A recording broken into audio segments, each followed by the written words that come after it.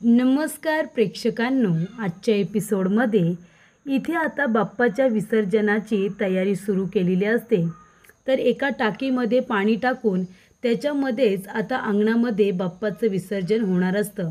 तर प्रेक्षकांनो, इथे आता प्रभूंची ही प्रथा आहे की म्हणजे बाप्पाचं विसर्जन हे आता अंगणामध्ये एक टाकी तयार करण्यात येते आणि त्याच्यामध्ये छान पद्धतीने बाप्पाचं विसर्जन होतं. तेव्हा तिथे तेजस येतो आणि तेजस म्हणत असतो की अरे वा वा, छान एकदम टाकी सजवली आहे. म्हणजे असं विसर्जन होणार आहे बाप्पाचं की आजूबाजूचे लोकंसुद्धा त्यांचे बाप्पा घेऊन आपल्या इथेच येतील विसर्जन करायला. तेव्हा सूरज म्हणतो, वा तेजस वा, आम्ही इथे सगळी तयारी केली आहे आणि क्रेडिट घ्यायला मात्र तूच आलास नाही का. तेव्हा तिथे आता शैलेंद्र दीक्षित येतात आणि म्हणत असतात, मी काही मदत करू का तुमची. सूरज म्हणतो, नाही हो काका, तुम्ही पाहुणे आहात आमचे, तुम्ही कसे काय मदत करणार. तेव्हा इथे सूरज म्हणतो, दादा तू एक काम कर, तू माळा बनवायला घे आणि बाकीची तयारी मी बघतो आणि काका तुम्ही दादाची मदत करा, तेवढंच तुम्हाला थोडा टाईमपास होईल. तेव्हा इथे सूरजचा फोन येतो. तेव्हा इथे सूरज म्हणतो, दादा मी आलोच हा.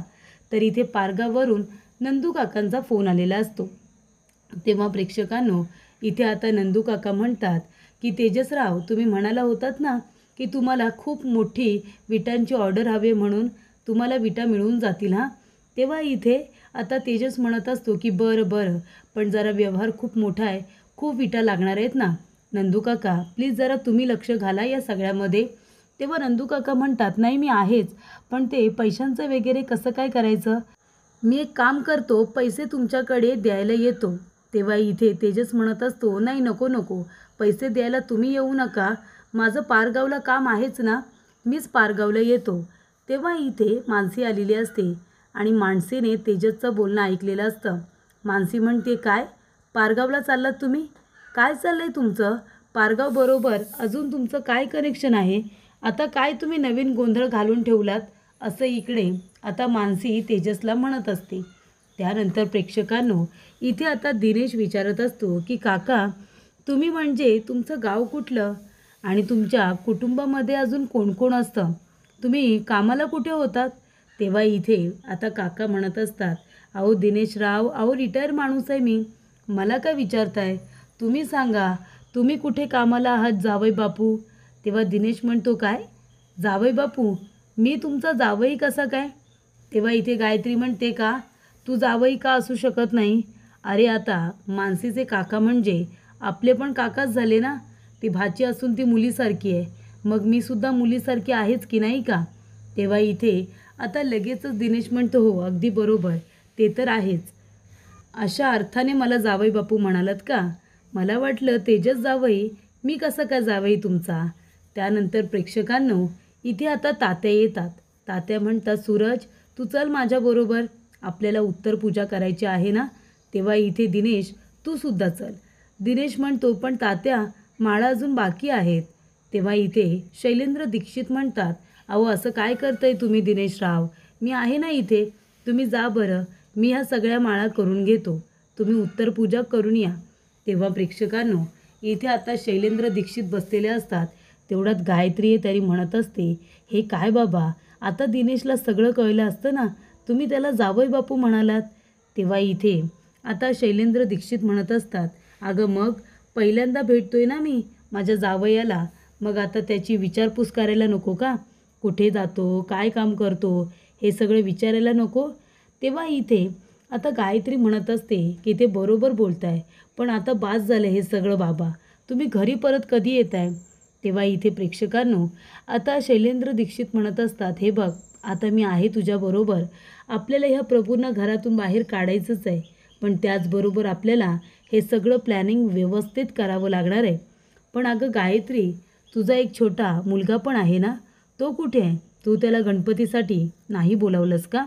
तेव्हा गायत्री म्हणत असते, बाबा हे सगळे प्रभू आहेत ना, खूप जीव लावतात त्याला, आणि माझ्या मुलावरती मला यांची ही काळी सावळी अजिबात पाडायची नाही आहे, म्हणून मी त्याला इथे आणलेलं नाही आहे. त्यानंतर प्रेक्षकांनो, इथे आता मानसी म्हणत असते, राष्ट्रहित, मी काय विचारते आहे, काय चाललं आहे तुमचं, पारगाव म्हणजे तुम्ही पारगावला परत का जाणार आहात, काय नवीन गोंधळ घालून ठेवलं आहे तुम्ही, ते आधी मला सांगा. तेव्हा इथे तेजस म्हणत असतो, लकीचाम तुम्ही प्लीज जरा शांत होता का? मी पारगाव नाही, मी पालघर म्हणालो. पालघर. तुम्ही चुकीचं काहीतरी ऐकलं असेल. अहो पारगाव तोंडामध्ये आलं माझ्या. मी काही मुद्दामून नाव घेतलेलं नाही आहे, तोंडात आलं आणि मी पालघर म्हणालो, पारगाव नाही. तेव्हा इथे मानसी म्हणते, खरं बोलताय ना तुम्ही? अजून पुन्हा तुम्ही काही गोंधळ घालून ठेवलेला नाही आहे ना? तेव्हा तेजस म्हणतो, नाही हो, खरंच बोलतोय मी. प्लीज माझ्यावरती विश्वास ठेवा.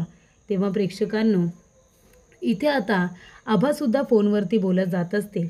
ते म्हणत असते, विनीत तू गणपती विसर्जनाला यायचं आहे म्हणजे यायचं आहे, मला काही माहीत नाही. तेव्हा दिनेश म्हणतो, कुठे गेली होतीस आभा तू? तेव्हा आभा म्हणते, अरे मला विनीतजवळ फोनवरती बोलायचं होतं ना, म्हणून थोडं बाहेर गेले होते. घरामध्ये आपल्या पाहुणे आहेत ना म्हणून. तेव्हा इथे तेजस म्हणतो, मग काय म्हणाला विनीत? येतोय ना बाप्पाच्या विसर्जनाला? आभा म्हणते, हो एकटाच येतोय आणि बरंच झालं अजून कोणी येत नाही आहे. आई वगैरे यांना मी सांगितलं पण त्यांनी नकार दिला. मग मी पुन्हा काही बोललेच नाही. आणि तसे दादा काका पण आलेत ना वहिनीचे. मग आता इथे तिचे मामा, मग ते विनीतचे काका झाले ना, मग त्यांनासुद्धा भेटायला ये म्हणाले. तर येणार आहे तो आता, पण आई वगैरे कोणी येणार नाही. त्यानंतर प्रेक्षकांनो आभा गेल्यानंतर तेजस म्हणतो, बघितलंत लकीचाम, आता तुमचे मामा ते विनीतचे काका हे आभाला कळले आणि आभाने म्हणूनच भेटायला बोलवले विनीतला. आता काय करायचं? आता आपलं नाटक फुटलंच म्हणून समजा. त्यानंतर प्रेक्षकांनो इथे आता छाया भयंकर घाबरलेली असते. तेव्हा गायत्री म्हणत असते, छाया अगं आता इथेच बसून राहणार आहेस का? चल ना बाहेर चल. हे बघ तू अशी रडत कुडत बसलीस ना तर त्या प्रभूंना संशय येईल आपल्यावरती. तेव्हा म्हणते, चल बरं बाहेर. तेव्हा इथे छाया म्हणते, नाही ताई, मला त्या माणसाची भयंकर भीती वाटते, मी नाही येणार बाहेर. तेव्हा गायत्री म्हणते, अगं असं काय करतेस? तो माणूस काय बोलतेस? ते आपले बाबा आहेत, कळलं ना? आणि आपले बाबा आपल्याला त्रास देणार नाही आहेत. आपले दुश्मन कोण आहेत? आपले दुश्मन हे प्रभू आहेत, प्रभू. तर बाबा जर त्रास देतील ना तर या प्रभूंना देतील, आपल्याला नाही. अगं आपण मुली आहोत ना त्यांच्या, ते आपल्याला अजिबात त्रास देणार नाही. तू चल बरं आता माझ्याबरोबर बाहेर चल. तेव्हा छाया म्हणते, नाही ताई, मला खूप जास्त भीती वाटते, मी नाही येणार. तेव्हा गायत्री म्हणते, छाया तुझा माझ्यावरती विश्वास आहे ना? मग चल बरं बाहेर, कुणालाही घाबरायची गरज नाही आहे, चल. असं इथे आता गायत्री छायाला सांगत असते. त्यानंतर प्रेक्षकांनो इथे मानसी त्याचबरोबर सुनंदा दोघीजणी आता बाप्पाची पूजा वगैरे करत असतात. जी काही आता तयारी करायची आहे सगळी तयारी करत असतात. कारण बाप्पाचं विसर्जन आहे, त्याआधी उत्तर पूजा वगैरे सगळी काही काकांनी केलेली असते. बाकीची जी तयारी असते ती आता सुरू असते. तेव्हा सुनंदा सगळ्यांना आवाज देते, कारण आता विसर्जन असतं त्यामुळे ती सगळ्यांना बोलावते. तेवढ्यात विनीतसुद्धा आलेला असतो. विनीत आल्यानंतर इथे तात्या म्हणत असतात की अरे ते बघा जावई बापूसुद्धा आलेले आहेत. जावई बापू आलेत, बरं झालं, ते सुद्धा आता आरतीला भेटले. त्यानंतर प्रेक्षकांनो विनीत येतो आणि इथे सुनंदाचा आणि तात्यांचा आशीर्वाद घेतो. त्यानंतर प्रेक्षकांनो इथे आता सूरज म्हणत असतो की बरं झालं तुम्ही इथे आलात. ते काही तुमचे पाहुणेसुद्धा आलेत ना, तुमच्या पाहुण्यांनासुद्धा तुमचं भेटणं होईल. तेव्हा इथे आता दिनेश म्हणतो, पाहुणे? बाजूला बघतो तर इथे ज्यांच्याशी आपला काडी मात्र काही संबंध नाही, शैलेंद्र दीक्षित यांच्याकडे आता विनीत बघत असतो. विनीत टक लावून बघत असतो. तेव्हा इथे गायत्री मनामध्ये घाबरते. गायत्रीला वाटतं की आता विनीत बोलेल की हे तर माझे काका नाही आहेत, मी यांना नाही ओळखत. मग सगळ्यांसमोर आता हे भांडं फुटेल, काय करू मी आता? तेव्हा प्रेक्षकांनो इथे विनीत आता शैलेंद्र दीक्षित यांच्याकडे बघतो आणि लगेच म्हणतो, कसे आहेत काका? बरे आहेत ना? पाया पडतो. तेव्हा इथे शैलेंद्र दीक्षितला तर खूपच जास्त आश्चर्य वाटतं. पण प्रेक्षकांनो ही कमाल असते सगळी मानसीची. मानसीने आधीच विनीतला फोन करून सांगितलेलं असतं, विनीत तू येतो आहेस ना? तर विनीत म्हणतो, हां मी येतो आहे, पण तुला माझ्यासाठी एक काम करायचं आहे. आणि मग ती सगळी परिस्थिती त्याला समजावून सांगते आणि म्हणते की तुला असं दाखवायचं आहे की तू त्यांना ओळखतोस आणि ते आपले काका आहेत, असं तुला आता दाखवावं लागणार आहे. तेव्हा विनीत म्हणतो, अगं पण ते जर आपले कुणीच नाही आहेत, आपले नातेवाईकच नाही आहेत, तर आपण कशाला उगाच त्यांना नातेवाईक बनवायचं? तेव्हा इथे मानसी म्हणत असते, विनीत प्लीज ऐक ना, तू ऐक बरं माझं आणि मी जसं सांगते ना तसं कर. इथे आल्यानंतर तू त्यांना काका म्हण, माझ्यासाठी प्लीज तू एवढं कर, असं इथे आता मानसी म्हणत असते. तेव्हा प्रेक्षकांनो विनीत म्हणतो, ठीक आहे, तू बोलतेस तर मी हे सगळं करेन. त्यानंतर प्रेक्षकांनो इथे आता विनीत म्हणतो, काका कसे आहात? खूप वर्षानंतर आपलं भेटणं झालं ना. तेव्हा इथे आता पाया वगैरे पडत असताना शैलेंद्र दीक्षित मानसीकडे बघतात आणि मनामध्ये म्हणत असतात की ही मुलगी खूपच जास्त हुशार दिसते. मला जे काही करावं लागेल ते अगदी जपून हळूवारपणे करावं लागेल, नाहीतर ही मुलगी माझा काही इथे थांगपत्ता लागू द्यायची नाही, असं इकडे शैलेंद्र दीक्षित यांचं म्हणणं असतं. त्यानंतर प्रेक्षकांनो इथे आता सुनंदा म्हणत असते की बरं झालं जावई बापू तुम्ही आलात, इथे आता बाप्पाचं विसर्जन होणारच होतं. तेव्हा इथे विनीत म्हणत असतो की मी फक्त इथे बाप्पाच्या विसर्जनामध्ये सामील व्हायला आलेलो नाही आहे, तर मी आता आभाला माझ्याबरोबर घेऊन जायला सुद्धा आलो आहे. मी आभाला माझ्याबरोबर घेऊन जाणार आहे. तेव्हा आभा म्हणते, विनीत तू मला घ्यायला आलं आहेस, पण मी तुला आधीच सांगितल्या मी माझं शिक्षण पूर्ण करणार आहे. आता बघ तुला विचार करायचा असेल तर पुन्हा विचार कर. तेव्हा विनीत म्हणतो, हां ठीक आहे ना, मी बाप्पाच्या समोर तुला वचन देतो, तुला तुझं शिक्षण पूर्ण करायचं आहे ना, तू कर, तुला जे हवं ते कर, मी तुझ्याबरोबर आहे. मला मानसीने समजावलं आहे, आपल्या दोघांचं लग्न झालं आहे, आपण दोघं नवरा बायकोनीच एकमेकांच्या पाठीशी खंबीरपणे उभं राहायचं आहे. हे बघ आईला जे बोलायचं आहे ते बोलू दे, पण तुला जे करायचं आहे ते तू कर, तुला जितकं शिक्षण घ्यायचं आहे ते तू घे, मी तुझ्या पाठीशी खंबीरपणे उभा आहे, असं आता विनीत म्हणत असतो.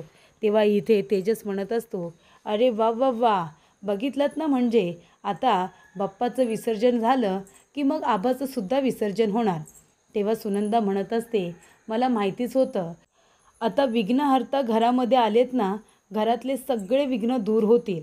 तेव्हा इथे तेजस हसतो आणि म्हणतो, अरे आभा, आई बघ काय म्हणाली, विघ्न दूर होतील म्हणून तुला विघ्न म्हणाली. तेव्हा इथे विनीतला सुद्धा हसायला येतं. तेव्हा इथे आभा लगेचच विनीतला फटका मारते आणि गप्प बसायला सांगते. तर इथे प्रेक्षकांनो सगळ्या गोष्टी आता व्यवस्थित होत असतात. विनीतसुद्धा आता आभाला घेऊन जायला आलेला असतो आणि तो खंबीरपणे तिची साथ देणार असतो, असंही त्याने सांगितल्यानंतर गायत्रीचा चेहरा बघण्यासारखा झालेला असतो. त्यानंतर प्रेक्षकांनो इथे आता सुनंदा आणि तात्या दोघेजण आरती करतात. त्यानंतरला गायत्री दिनेश आरती करतात. तेव्हा गायत्री म्हणत असते की बाप्पा तुझं विसर्जन झाल्यानंतर या प्रभूंना कसं घरातून बाहेर काढते ना ते बघच तू. हा आता शेवटचा दिवस होता तुझा, पण बाप्पा ह्या वर्षी तू इथे आला आहेस, पुढच्या वर्षी तू या घरामध्ये येणार नाही आहेस, कारण हे घर पाडून मी जमीन दोस्त करणार आहे आणि इथे एक टावर उभं करणार आहे. या प्रभूंना त्यांची लायकी दाखवून देणार आहे. त्याच्यानंतरला सूरज आणि गीता दोघेजण आरती करतात. त्यानंतरला मानसी आणि तेजस हे दोघेजण आरती करत असतात. इथे तेजस मानसीकडे बघत असतो. मानसी म्हणत असते की बाप्पा या घरामध्ये जे जे काही करण्यासाठी आले होते त्या सगळ्या गोष्टी सुरळीतपणे झालेल्या आहेत, पण तरीसुद्धा अजून मी राष्ट्रहितांना माफ करू शकलेले नाही आहे. मी त्यांना नक्की माफ करेन ना, असा प्रश्न आता तिला स्वतःला पडलेला असतो. काय करू देवा इथे राहण्याबद्दल ते तूच सांग, असं आता मानसी म्हणत असते. त्यानंतर आभा आणि विनीत हे दोघेजण आरती करतात. तर इथे आता मामा शैलेंद्र दीक्षित यांनासुद्धा आरतीचा मान दिलेला असतो. आरती करत असताना प्रभूंच्या वाईटाबद्दलच बोलत असतात. म्हणजे प्रेक्षकांनो ज्या घरातल्या व्यक्तीने आता त्यांच्या विरोधामध्ये जे काही पेपरमध्ये छापून आणलं होतं आणि त्याच्यामुळे त्यांना जेलमध्ये जाऊन बसावं लागलं होतं, त्याचा बदला म्हणून इथे आता मुलगी वडील दोघेजण प्रभूंच्या जणू काही बरबादीवरतीच उठलेले आहेत. त्यानंतर प्रेक्षकांनो इथे आता तात्या म्हणत असतात की चला दिनेश, तेजस आणि सूरज तिघेजण या बरं, बाप्पाचं विसर्जन करा. तेव्हा प्रेक्षकांनो इथे आता तिघेजण बाप्पाला उचलतात आणि इथे बाप्पाचं विसर्जन तिथेच आता टाकीमध्ये करत असतात.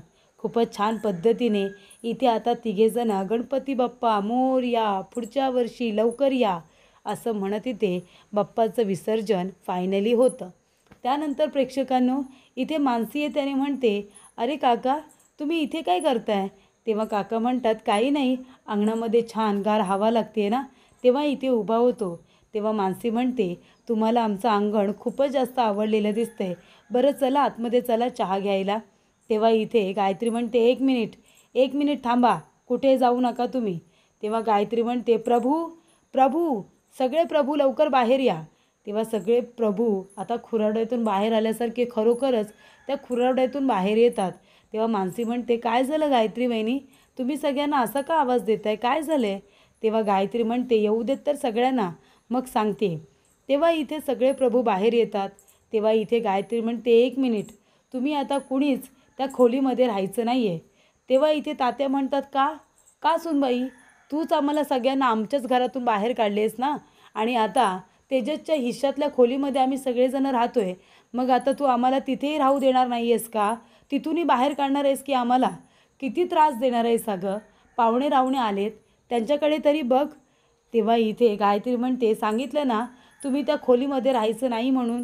तेव्हा तेजस म्हणतो, तात्या यांना विचारायची काही गरज नाही आहे, या का आपल्याला बाहेर काढतील? माझ्या हिश्श्याची खोली आहे ती, आम्ही तिथेच राहणार, जा काय करायचं आहे ते करा. तेव्हा गायत्री म्हणते, सांगितलं ना तेजस, कुणीही आता खोलीमध्ये राहायचं नाही म्हणून.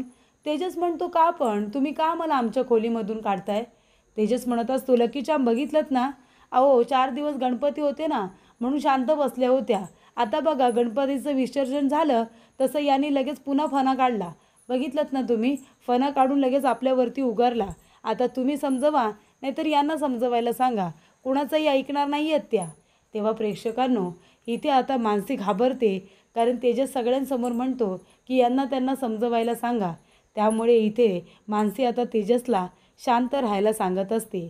तर प्रेक्षकांनो, पुढील भागामध्ये इथे आता गायत्रीने आपल्या वडिलांना घरात घ्यायचं म्हणून सगळ्या प्रभूंना पुन्हा घरामध्ये घेतलेलं असतं. तेव्हा इथे सगळ्यांचं सामान घेऊन जात असताना, इथे आता मामांची बॅग वगैरे घेऊन जात असताना त्यांची बॅग विनोदच्या हातातून खाली पडते आणि मग त्यांचे सगळे कपडे वगैरे अस्ताव्यस्त होतात. तेव्हा दिनेश ते उचलला जातो. त्यांच्या कपड्यामध्ये एक फॅमिली फोटो सापडतो. त्याच्यामध्ये काका असतात आणि त्यांच्या त्या 2 मुली असतात. तेव्हा दिनेश तो फोटो बघतो आणि म्हणतो, हा फोटो कुणाचा आहे? तो फोटो बघितल्यानंतर छाया खूपच जास्त घाबरते. सगळेजणच खरं तर खूप जास्त घाबरतात. मानसीला सुद्धा वाटतं की आता सत्य सगळ्यांना कळतंय की काय.